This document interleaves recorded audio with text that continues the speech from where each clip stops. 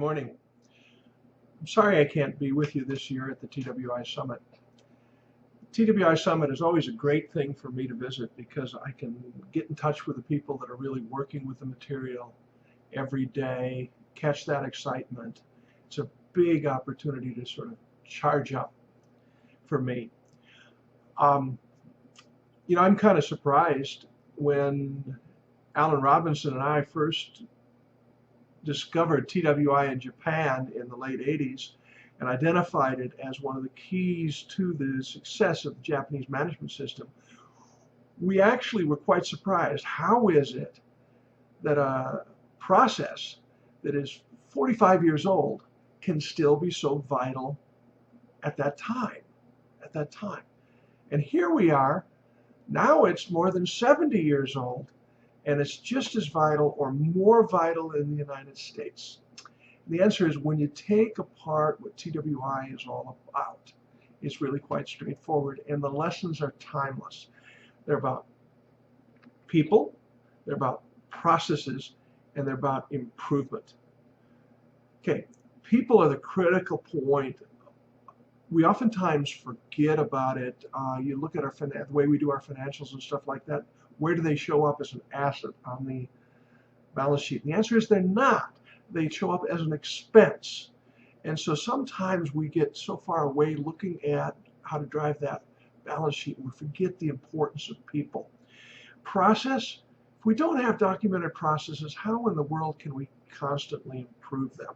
And that's where JI comes in, to document the way we do our work, JM in terms of the way we improve the way we do our work, and then of course respect for people. This is the foundation of lean. That's the fun thing, is the foundation of lean was set up 70 years ago on what was best practices 70 years ago, and it still is today. One of the things that I'm always fascinated about is it's not just about good production, good outcome, good quality. It gets back to that people element again. People, we all say, are our most important asset, but do we really treat them that way? If we're listening to our people, if we're taking their ideas, if we're acting on their ideas, treating them with respect, it's amazing the impact it has on our operations. As a matter of fact, President of BIC North America once told us, it's all about our managers learning that their people can make them look very, very good if they only let them. And that's it. And one of the fun things that we've always found is the impact it has on people's lives as well. The work we do here, what we're learning, has a profound impact on individuals' lives. One of my favorite stories on this was a company called Boardroom in Connecticut. They were fully engaging their people, and they put in the foundations of what we would call lean today. They had a wonderful idea system, asking their people for their ideas.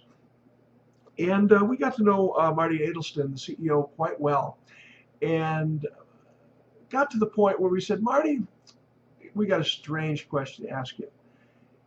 Your people are giving you, in this case, it was 2 ideas a week from every one of their people.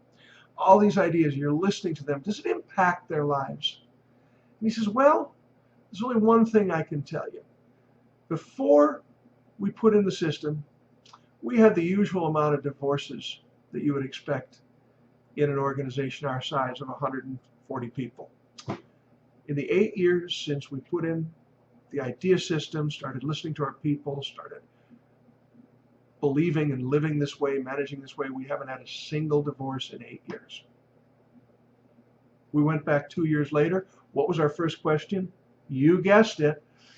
Any divorces? Marty said, not that I know of.